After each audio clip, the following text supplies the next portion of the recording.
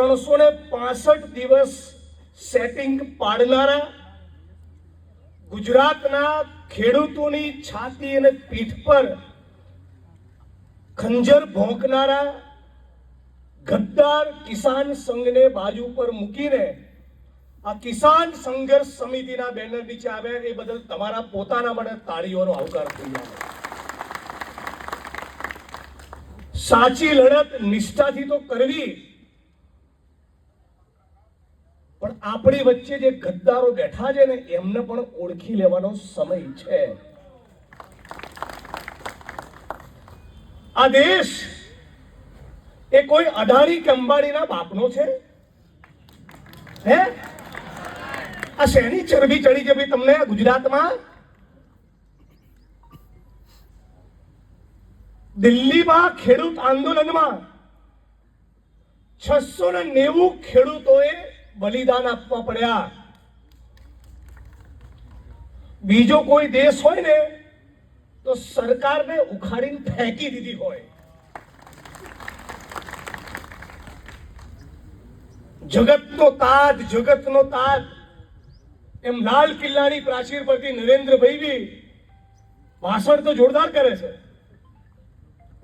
પણ દિલ્હીમાં જ્યારે એક પછી એક 690 ખેડૂતોનો ભોગ લેવાયો, એક શબ્દ નરેન્દ્ર મોદી બોલ્યા નથી, એક શબ્દ ભારતીય જનતા પાર્ટીની સરકાર બોલી નથી. અને આ જ્યારે 690 ખેડૂતો બલિદાન આપતા હતા એક પછી એક, ત્યારે કિસાન સંઘ વાળાએ કેમ મોરચો ના કાઢ્યો સરકારની સામે? ઉત્તર પ્રદેશના લખીમપુર ખીરીમાં બોલેરો ગાડી ભારતીય જનતા પાર્ટીના મંત્રીના દીકરાએ ખેડૂતની છાતી પર ચડાવી એ ખેડૂતને કચડીને રેસી નાખ્યો. ત્યારે કિસાન સંઘ ક્યાં હતું? અને એટલા માટે તમને કહેવાયો છું કે કોઈ પણ લડાઈ હોય, આ લડાઈની અંદર જે પણ નિષ્ઠાવાન સાચા લડનારા માણસો છે એને તમે જો ઓળખી લેશો તો તમારું કામ કાયમ માટે આસાન થઈ જશે. હું તમને ગેરંટી આપું છું કે દુનિયા ઊંધી થઈ જાય પણ આ રાજકોટિયા, આ લાલજીભાઈ દેસાઈ, આ પાલ આંબલિયા અને ખેડૂત સમાજનું નેતૃત્વ કરનારા જયેશભાઈ પટેલ એ કોઈ દિવસ એ ખેડૂતોના હિત સાથે ગદ્દારી નહીં કરે.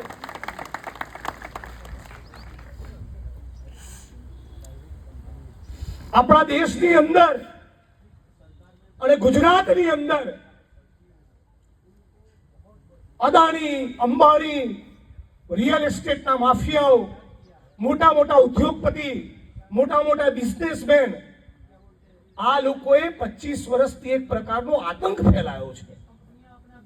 ખેડૂતની અરજી હશે કે નહીં હોય, એની જમીન લઈ જ લેવાની, એનું ગૌચર સાફ કરી નાખવાનું, એની છાતી પર ગાડી ફેરવી નાખવાની, અને ભલે 700 ખેડૂતો દિલ્હી પર મરી જાય, આ સરકારના પેટનું પાણી હલતું નથી.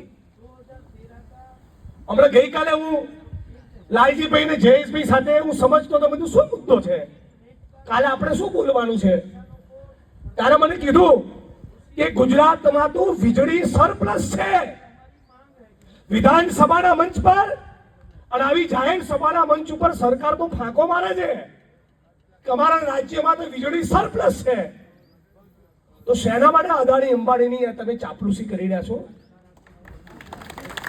ગુજરાતમાં વીજળી જો સરપ્લસ હોય, આપણે બીજા રાજ્યોને વીજળી પહોંચાડવા માટે સક્ષમ હોઈએ, તો આ ખેડૂતોની મરજીની વિરુદ્ધ પોલીસ આગળ કરી, પેલા ચોપડી પાસના ઈશારે પોલીસ આગળ કરી ખેડૂતના ખેતરમાં થાંભલા નાખવા દે.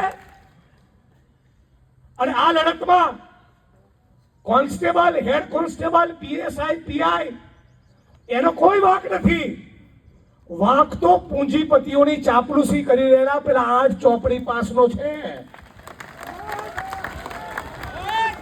એ 8 ચોપડી પાસને બેસાડે એટલા માટે છે કે ગૌતમભાઈ ફોન કરે અને ખટાક દઈને સહી કરી દે, જો કે સહી કરતા આવડતું છે એટલું